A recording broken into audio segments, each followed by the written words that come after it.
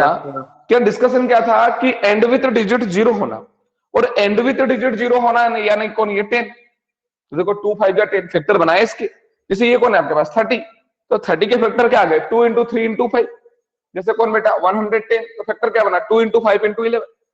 तो हम ये देख रहे हैं कि चाहे दुनिया का कोई सा भी नंबर ले लो, अगर वो एंड विथ डिजिट 0 है तो फिर उसका at least one factor is 2 and 5, तो फिर उसका कम से कम एक फैक्टर 2 और 5 जरूर होगा।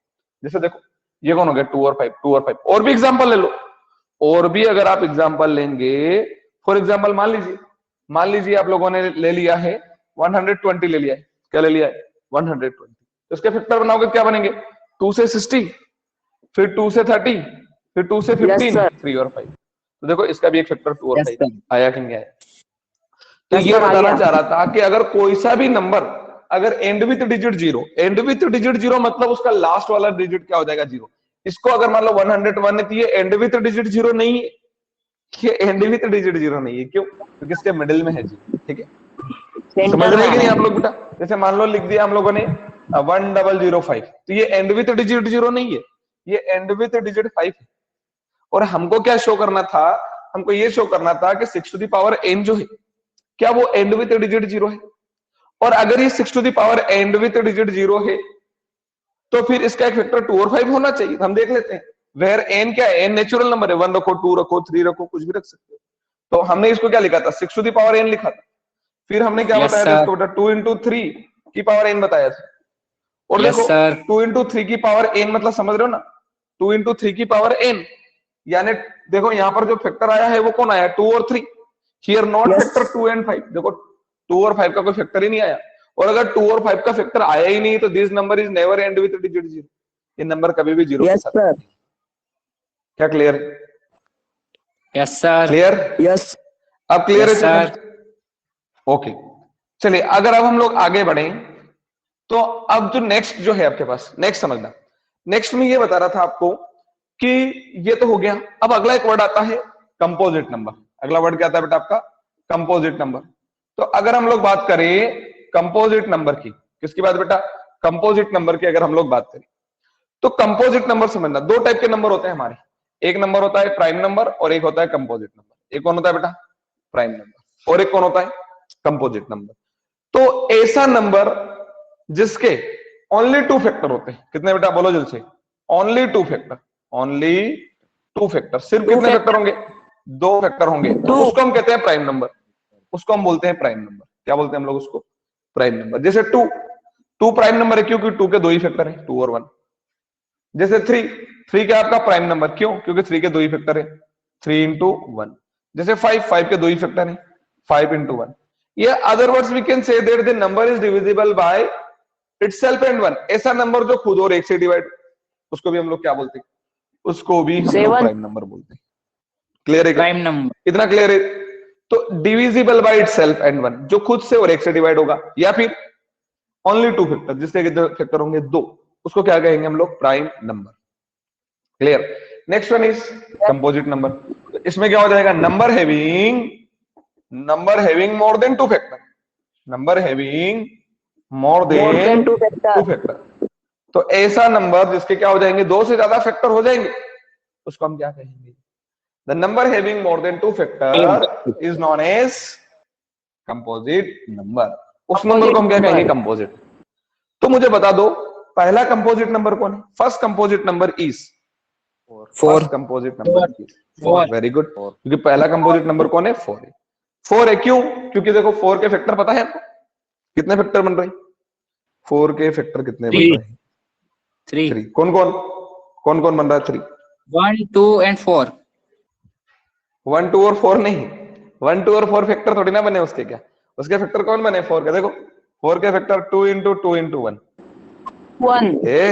2 इंटू 2 इंटू 1। तो देखो इसके फैक्टर कितने आ गए? प्राइम फैक्टर की बात कर रहे हैं हम लोग, प्राइम फैक्टर। अब अगला कंपोजिट नंबर कौन है 4 के बाद? 4 के बाद 6। कैसे? 2 इंटू 3 इंटू 1। तो देखो इनके फैक्टर क्या आ रहे हैं? मोर देन 2 आ रहे हैं। तो जब भी फैक्टर क्या होंगे मोर देन 2, हम उसको क्या कहेंगे composite number. And the number having only 2 factor is known as prime number. क्या क्लियर है? तो आप मुझे बस इतना बता दो कि क्या कंपोजिट नंबर और प्राइम नंबर का कंसेप्ट क्लियर हुआ? कि नहीं? यस सर, हो गया क्लियर। क्लियर है? वो नंबर जिसके दो ही फैक्टर होंगे प्राइम नंबर, या हम ये भी बोल सकते हैं ना number is divisible by itself, ऐसा नंबर जो खुद से डिवाइड होगा और किसी से डिवाइड होगा ही नहीं। और वो नंबर जिसके क्या होंगे मोर देन 2 फैक्टर या divisible by the other number, दूसरे नंबर से भी डिवाइड होगा, उसको हम क्या कहेंगे? Composite number. तो देखिए आपका क्वेश्चन नंबर कल कौन सा हुआ था लास्ट, मुझे बताओ। The last question is I think 6 to the power n वाली हुआ था, और क्वेश्चन नंबर कौन सा था वो? Question number is Question number 5. is 5 is complete. Now question number 6. Question number 6 is, इसको करते हैं क्लीन। एक्सप्लेन, क्या बोल रहा है बेटा क्वेश्चन नंबर 6 में? एक्सप्लेन वाई 7 इंटू, यही है ना बेटा, वाई 7 इंटू 11 इंटू 13 प्लस 13, और एक और दे रखा है 7 into 6 into 5 into 4 into 3 into 2 into 1 plus 5 are composite number. यही है question. Explain why these numbers are composite number. आपको एक्सप्लेन करना है कि ये जो नंबर्स आपके पास हैं, ये नंबर जो है ये कंपोजिट नंबर क्यों है। क्लियर है क्या? क्वेश्चन समझ में आ गया आप लोगों को कि नहीं आया? Yes sir. तो अब ये आप समझिए कि अभी हम लोगों ने आपको एक्सप्लेन किया कि अगर कोई नंबर क्या होगा कंपोजिट नंबर, तो क्या होगा? A number is composite number then it having more than 2 factor. More than 2 factor. अब चलो इसकी बात कर लेते हैं। सबसे पहले देखो यहां कौन है? 7 11 13, ये पूरा मल्टीप्लाई में है क्या? ये पूरा मल्टीप्लाई में है क्या? Yes sir. और अगर ये पूरा मल्टीप्लाई में है, और देखो मल्टीप्लाई के बाद ये बीच में क्या है? यहाँ पर प्लस, प्लस के बाद कौन है बेटा? 13। तो बताओ 13 यहाँ भी और 13 यहाँ भी है, तो क्या 13 को कॉमन कर लें क्या? क्या 13 को कॉमन कर लें?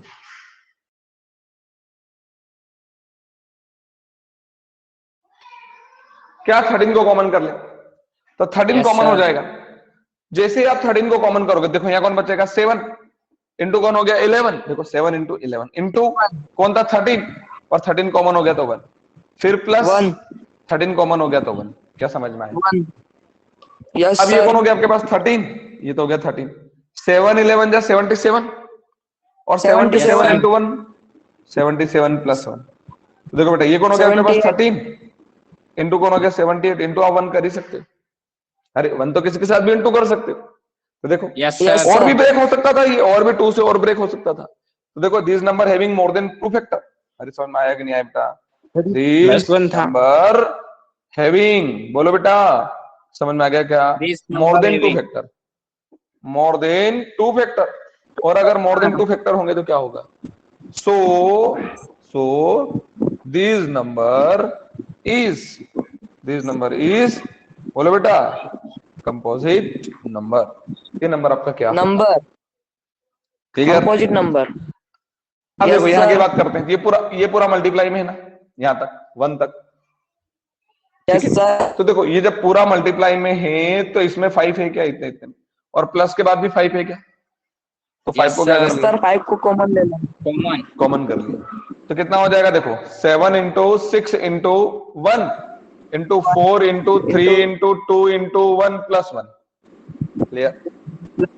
अब देखो ये तो Yes, 5 sir. आपके पास बाहर है ही से, ये रहा 5 बाहर। अब देखो 7 6 जा 42, 7 6 जा 42, और 42 1 जा 42, 7 6 जा 42 और 42 1 जा 42, और इंटू Yes sir. 4 3 जा 12 और 12 2 जा 24, और 24 1 जा 24 प्लस 1। क्या मल्टीप्लाई करना आता है कि नहीं आता? देखो 7 6 जा 42, 42 1 जा 40, 4 3 जा 12, 12 2 जा 24, और 24 1 जा 24, और प्लस 1। तो ऐसा ही। क्लियर?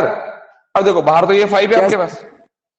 अब इनका 24 का प्रोडक्ट आता होगा, 24 2 जा 48, कैरी हुआ 4, 24 4 जा 96, 96 100, तो 108 प्लस 1 कितना हो जाएगा? 5 इंटू 1009, और इंटू 1 तो कर ही सकते हो। अरे हो गए। This number having more than 2 factor. इस नंबर के भी फैक्टर क्या हो गए? 2 से ज्यादा। So number is composite number. So number is composite number. तो कोई कंफ्यूजन है क्या? Why this number is composite number? Why these No, number sir. is No, composite? sir. Because these number having more than two factors. So that's why this number is called composite number. Clear? Clear? Yes, sir. Yes, sir. Okay. So next question number next question number 7. कर दूं मैं इसको clean? Yes. Next question Yes, number sir. 7. In the question number 7 वो क्या बोल रहा है बेटा, आप रीड करिए क्वेश्चन को, फिर मैं एक्सप्लेन करता हूं उसको अच्छे से. How many players? 2 players. One is Ravi and second one is Sonia.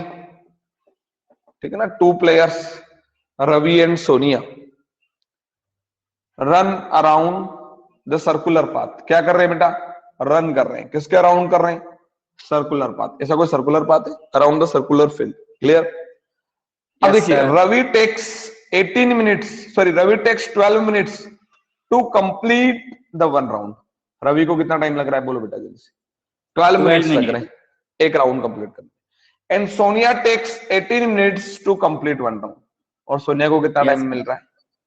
18 minutes मिल रहा है उस एक राउंड को कंप्लीट करने. If both are start from same point and same time, दोनों क्या करते हैं?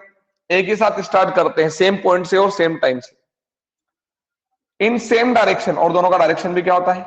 सेम होता है. Clear? After many times they will meet at starting point. तो बताओ कितने टाइम के बाद, मिनिमम टाइम के बाद वो यहां पर आकर मिल जाएंगे. क्लियर है क्या? देखो मैक्सिमम तो बहुत सारे हो सकते हैं.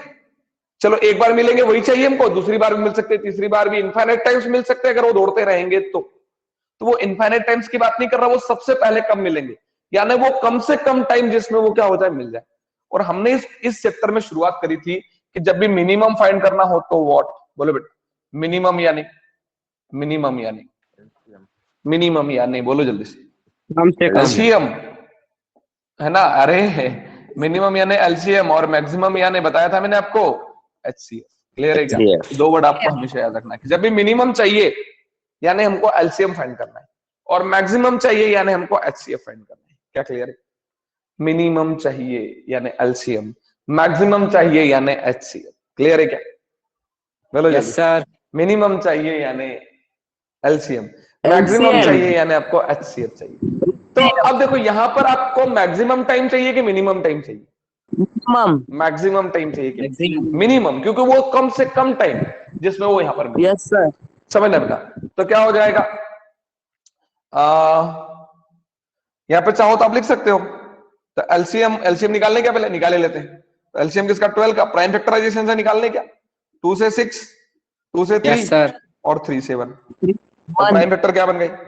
प्राइम फैक्टर किसके? 12 के. प्राइम फैक्टर 12 किसके? 12 के. क्या बन गया बेटा? 2 into 2 into 3. अब किसके निकाल लो बेटा? 18 के. तो किससे? 2 से 9, 3 से 3 और 3 से 1.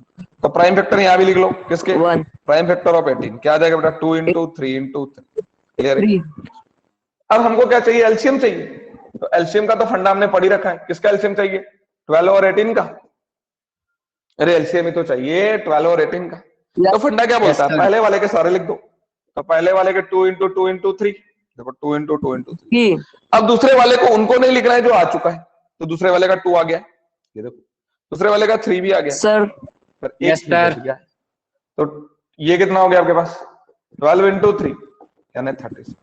सो एलसीएम इज कितना हो गया? 36. चलो ये आ गया. तो it means they meet after 36 minutes. इसको प्रैक्टिकली समझते हैं. देखो रवि यहां से रन करेगा, तो बताओ रवि यहां कितने टाइम में आ जाएगा? रवि यहां पर कितने टाइम में आ जाएगा? बोलो जल्दी. 12 मिनट. रवि 12 मिनट्स में आ जाएगा. क्लियर है क्या? रवि 12 मिनट्स में आ गया. अब बात करते हैं किसकी? सोनिया की. तो सोनिया 12 मिनट में यहां कहीं आएगी? अरे रवि तो आगे भाग जाएगा ना. तो सोनिया 12 मिनट्स में यहीं पहुंचेगी ना. ठीक है. तो रवि यहां उसका वेट करेगा कि रन करना शुरू कर देगा. वो तो दौड़ना शुरू कर देगा वापस. तो जैसे ही रवि यहां से निकलेगा, तो बताओ रवि यहां से निकल चुका है, तो सोनिया यहां पर 18 मिनट्स में आएगी. कितने टाइम में? 18 मिनट्स में. तो फिर रवि यहां कहीं होगा. तो रवि तो यहां कहीं आ जाएगा ना, आगे निकल जाएगा. फिर देखो 24 मिनट्स में सोनिया यहां कहीं होगी. और रवि 24 मिनट में यहाँ आ जाएगा। एक तो 12 में आ गया था, 24 में आ गया। यस अब सर। सोनिया यहाँ पर कितनी देर में आएगी बेटा? 36 मिनट में। और रवि 36। भी यहाँ आ जाएगा 36 मिनट। क्यों? 12 3 जा 36, रवि के 3 राउंड कंप्लीट हो गए यस और सर। 18 2 जा 36, सोनिया के 2 yes round sir, complete. Sonia के 2 राउंड। यस Clear है सर, क्या? सोनिया के 2 राउंड। तो they meet at the starting point after 36 minutes. After Yes, sir. 36 minutes they meet at starting point. यानी वो इनिशियल पॉइंट पर दोनों जहां से उन्होंने स्टार्ट किया था दौड़ना, वहां वो वापस से 36 मिनट के बाद आकर मिल जाएंगे। क्लियर? Any doubt? तो माइंड में एक कंसेप्ट बिठा लो, मिनिमम यानी एलसीएम। कम से कम वो आपको फीलिंग आना चाहिए कि कम से कम चाहिए कि ज्यादा से ज्यादा चाहिए। मिनिमम यानी एलसीएम और मैक्सिमम यानी एचसीएम। क्लियर? मिनिमम यानी एलसीएम एंड मैक्सिमम यानी yes sir. any confusion sir. regarding this question? Any confusion? No sir. Okay, note कर लो इसको।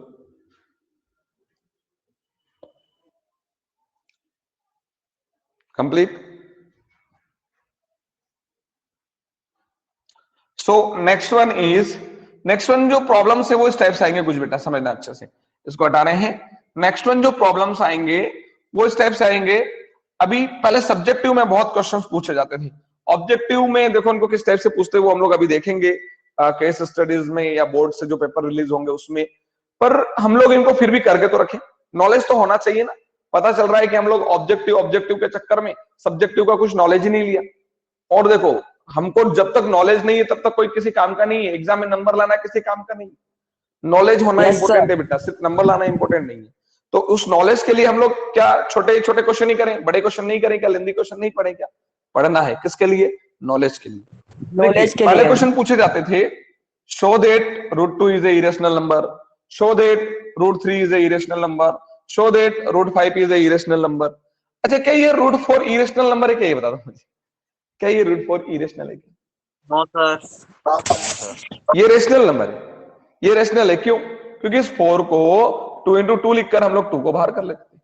सो 2 is A Yes, sir. Rational. तो अब आपको करना क्या है, वो ऐसा देगा, √2 देगा, √3 देगा, √5 देगा, √7 देगा, √8 देगा, 9 ही देगा। क्यों? क्योंकि 9 तो 3 into 3 होकर बाहर आ जाएगा। √10 दे Yes, सकता है, √11 दे सकता है। क्लियर है क्या? तो वो क्या करेगा, परफेक्ट स्कोर को छोड़कर, परफेक्ट स्कोर समझ रहे हो ना, जैसे 1 परफेक्ट स्क्वायर Yes, है, sir. 4 परफेक्ट स्क्वायर है, 9 परफेक्ट sir. स्क्वायर है। तो परफेक्ट स्क्वायर नंबर को नहीं देगा और बाकी नंबर को देकर क्या पूछेगा वो, show that the number is a irrational number. Irrational जो number. मान लेते हैं कि अभी अपने को सिर्फ उसने ये दे दिया है, क्या दे दिया है, show that √2 is a irrational number. क्या दे दिया बेटा उसने कि √2 आपका क्या है, इरेशनल नंबर। Irrational number. अच्छा बताइए, है ना, इसको हमको इरेशनल प्रूव करना है।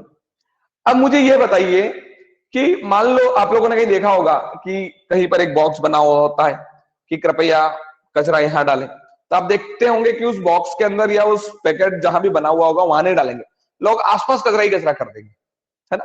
Yes, दूसरा sir. कहीं लिखा होता है कि यहाँ थूकना मना है, तो आप देखते होंगे सबसे ज्यादा लोग वहीं थूकते हैं, क्योंकि Yes, अपने sir. इंडिया के लोग जो है ना उल्टे हैं, मतलब इनको सीधी बातें समझ में नहीं आती है, तो हम लोग भी इनको उल्टी Yes, तरीके से sir. समझाते हैं। इसलिए हमको प्रूव क्या करना है, हमको प्रूव करना है √2 is a irrational number.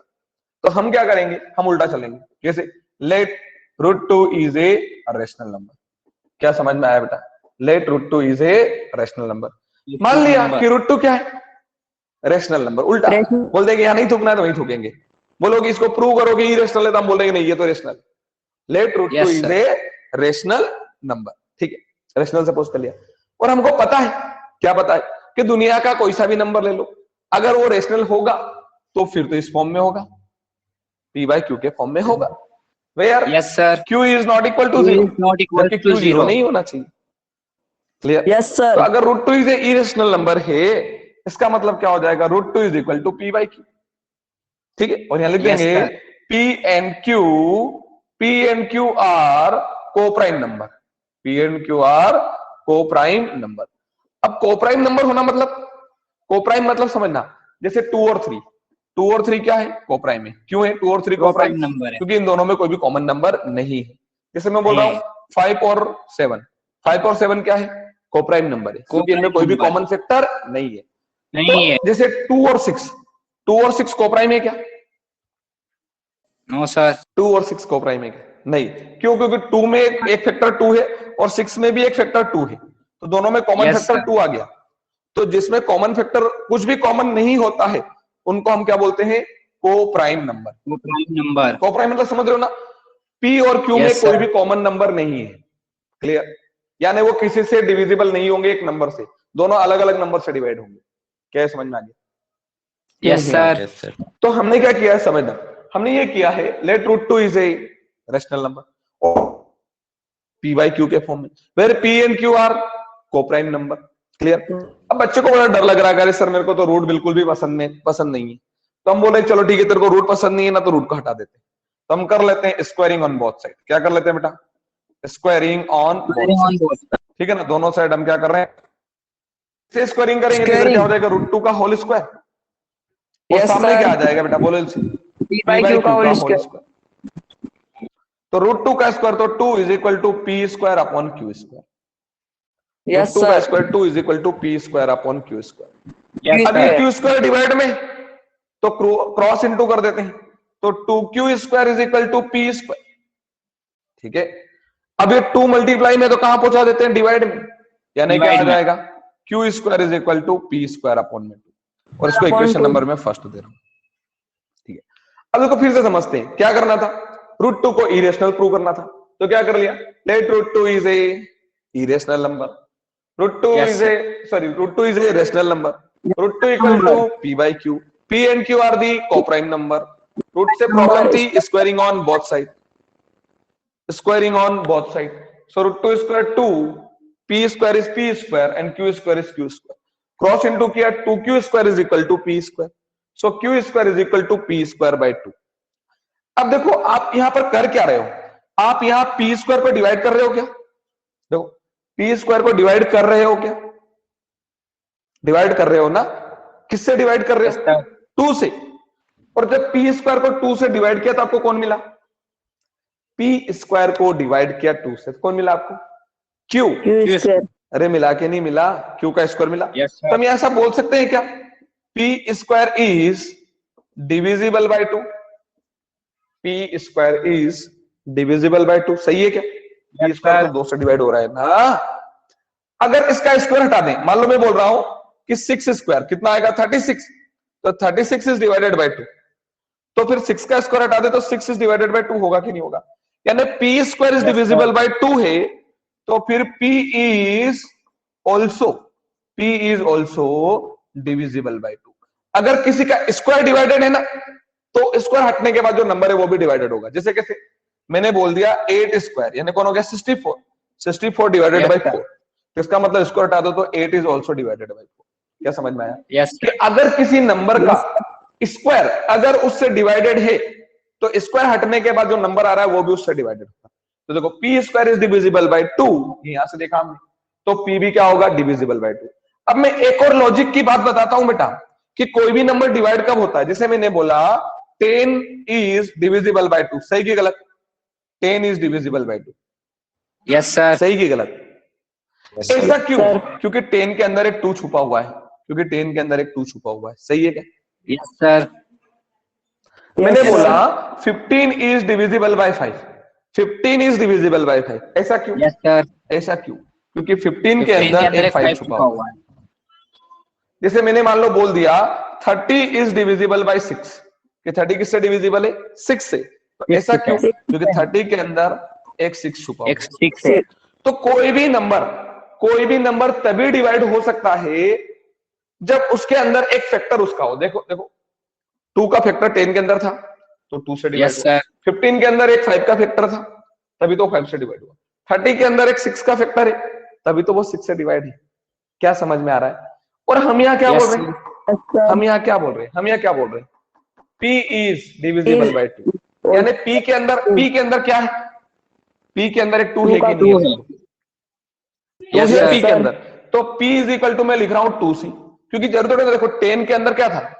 2 into 5 था, एक दूसरा नंबर भी तो था, एक 2 तो आ गया, पर Yes, दूसरा sir. भी तो था। वो दूसरा नहीं पता है, Yes, इसलिए मैंने sir. उसको C ले लिया। क्लियर है? Yes, C कोई sir. सा भी आपका इंटीजर हो सकता है, चाहो तो यहां लिख लो C is any integer. C कोई सा भी आपका एक इंटीजर हो सकता है। क्लियर? तो P इक्वल टू तो 2C हो गया। अच्छा बताओ P की वैल्यू मिल गई क्या आपको?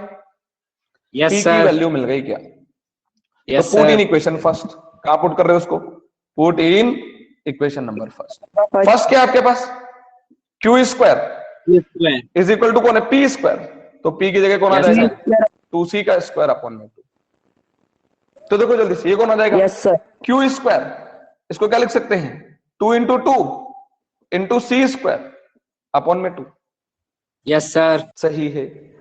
तो देखो एक 2 से एक 2 तो कैंसिल हो गया, तो बचा कौन? एक 2। और वो कहां पर है? वो कहां पर है?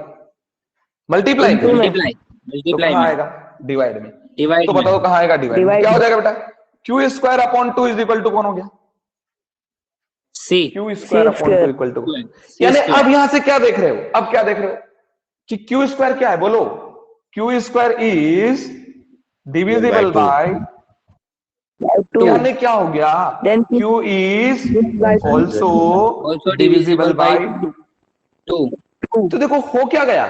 हो ये गया कि P भी डिविजिबल बाय 2 आ गया। देखो P डिविजिबल बाय 2 आया था और Q भी डिविजिबल बाय 2 आ गया, यानी P और Q दोनों क्या हो गए? P और Q दोनों क्या हो गए? डिविजिबल बाय 2, यानी Yes, P sir. और Q का एक कॉमन फैक्टर हो गया। अरे P और Two. Q का एक कॉमन फैक्टर 2 हुआ कि नहीं हुआ? Yes, sir. और हो हमने गया इस केस two. में क्या सपोज किया था? P and Q are coprime number, कि उनमें कोई भी कॉमन नहीं होगा। नहीं पर है. यहाँ पर क्या हुआ? P and Q both are divisible by 2। समझना, मैं यहाँ पे नीचे जगह नहीं का लिख रहा हूं common मैं। factor है दोनों में। Here P and Q both are divisible by 2. Hence our supposition is wrong. हमारा सपोजिशन क्या हो गया? रॉन्ग हो गया। हमने क्या सपोज किया था? Wrong. Root 2 is a rational number. Wrong हो गया। रॉन्ग हो गया तो क्या हो जाएगा? Root two is a Irrational number. Irrational number. मैं फिर से समझाता हूं, फिर से अच्छे से समझिए। मान लो ये रूट 2 ना होकर क्या होता? रूट 2 ना होकर क्या होता? रूट 3। समझना कैसे चलेंगे? Let root 3 is A